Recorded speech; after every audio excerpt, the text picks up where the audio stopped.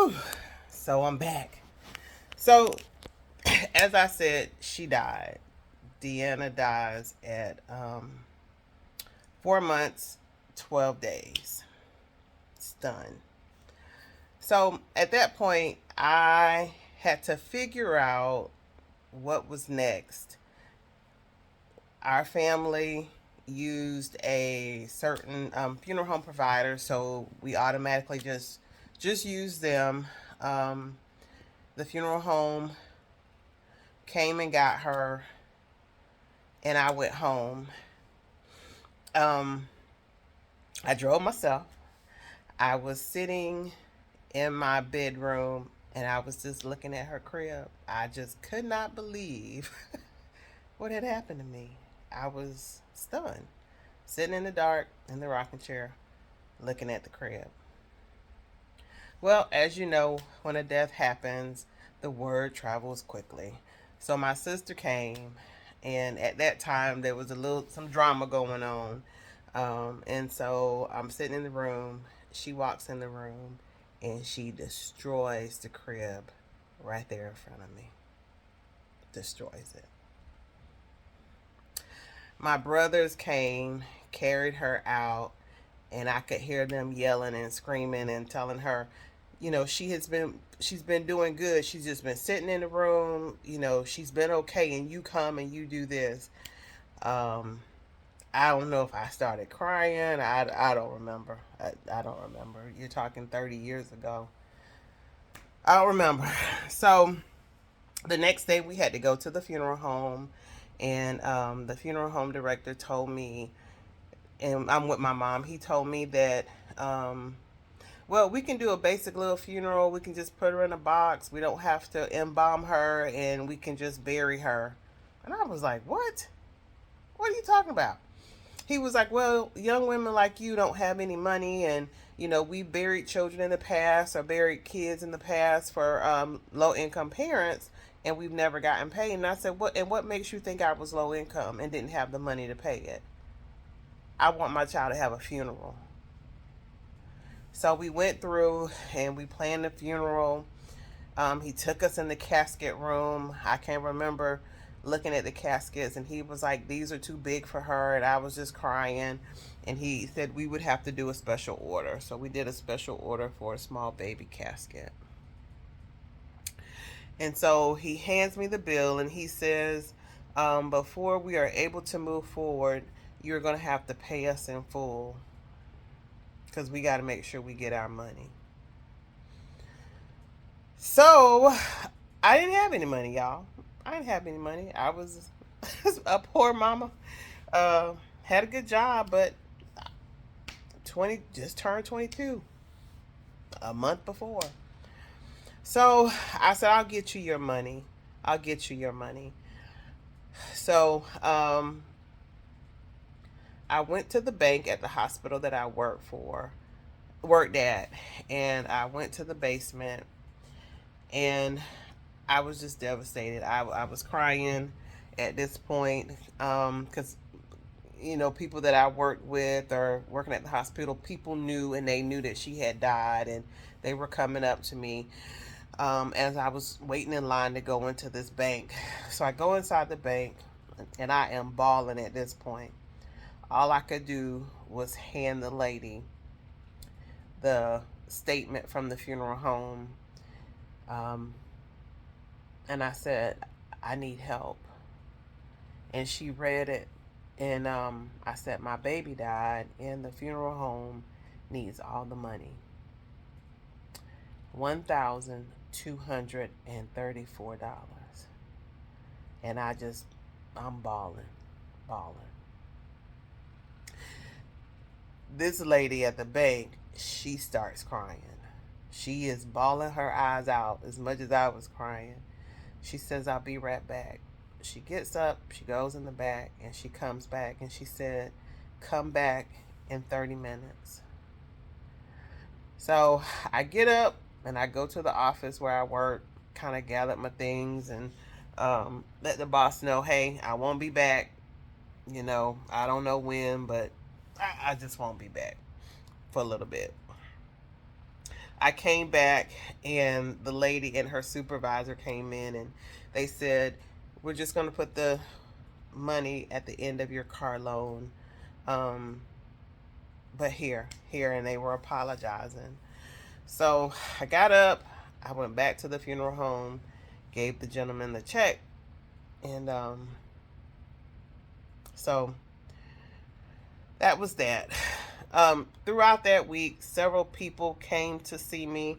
I know I mentioned Elder Williams and Sister Williams, the one who told me that I wasn't supposed to be having sex outside of marriage. They came to see me. They also came to see Deanna when I brought her home, and they prayed over her. But they came to see me, and Sister Williams sat with me. The new pastor's wife came, Sister Welch. She came and she sat with me for a little bit, and she was telling me how she had lost a baby and how difficult it was. My cousin Ursha Mae Walker, she came, and she shared with me that she too had had a baby that died from SIDS, and that's what Deanna died from, is SIDS. And so a lot of people came.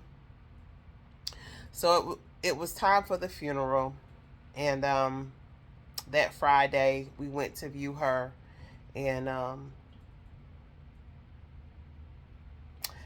I could still see the gash in her forehead.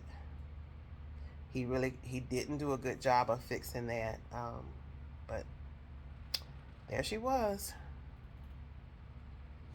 So left, came back, and this particular weekend, remember I told y'all that six other children, because it was a total of 7 kids that died that day.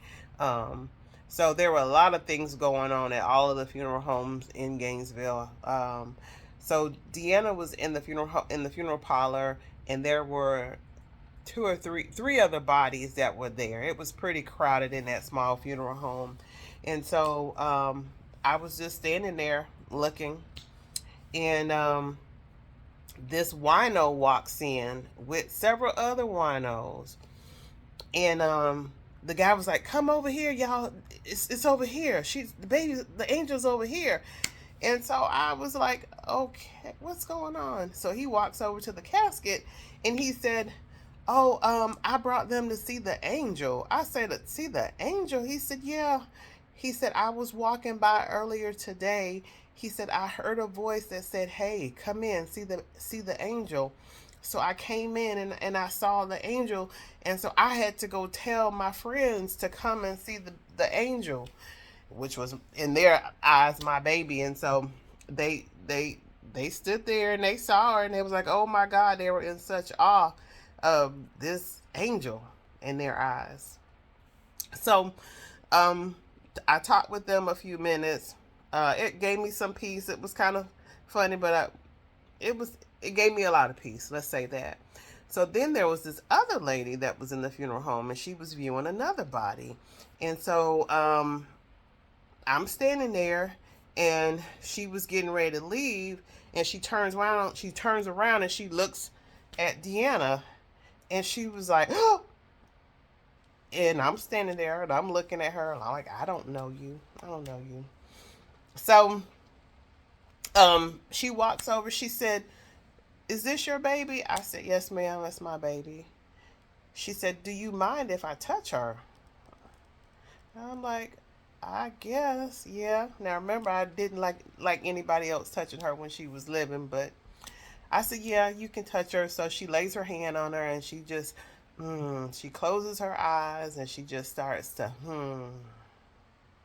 So she turns over. She turns to me, and she said, "You're her mom, right?" I said, "Yeah." She said, "The Lord only intended for her to live one season. One season. That was all she was, that was her assignment, was to come for one season." She said her purpose was to come and to change my life, and that I would never be the same again. And that change was going to be a good change, and that God was going to bless me because of this. And so I said, "Okay." And she turned around and she left. So, um, that kind of startled me, but I was too angry to process that God was gonna bless me, and I was too angry because oh boy didn't call and give his condolence. His family didn't call and give their condolence. Just nothing from them, and my mind was there for some other reason. Um, and the fact that I had to do all of this stuff on my own. Um, so the funeral comes that Saturday, and it's a crazy year because my nephew Wes, his birthday was, a, um, his birthday was the day before the funeral, and so he didn't get a chance to have a birthday party that year. And my other nephew, Kevin, little Kevin, his mom wouldn't let him come to the funeral, so that was a kind of a bummer because when he would come, he would play with that baby. He loved that baby, and then all of a sudden, she said he was too young. He didn't need to be around that. And it's funny. Guess what kind of business he's in?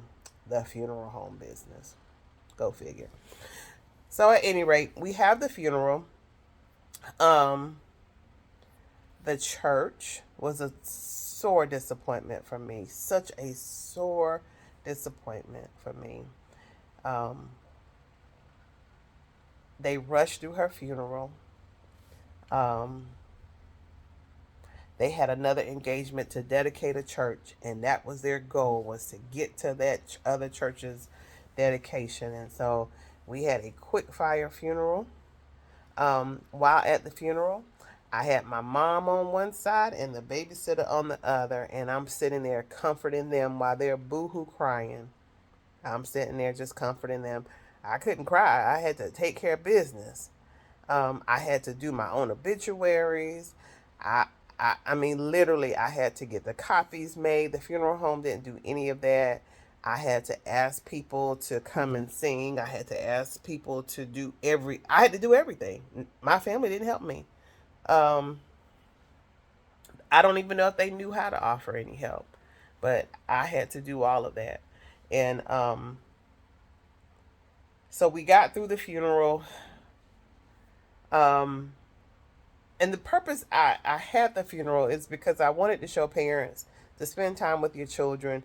You never know when something like this would happen. That was the purpose in having the funeral. And I know a lot of people question that, but I wanted to show them what happened to me could happen to anybody. Spend time with your kids. So, um, we're at the funeral at the graveyard, and there's this little boy. I had been in this kid's life probably about 4 or 5 years.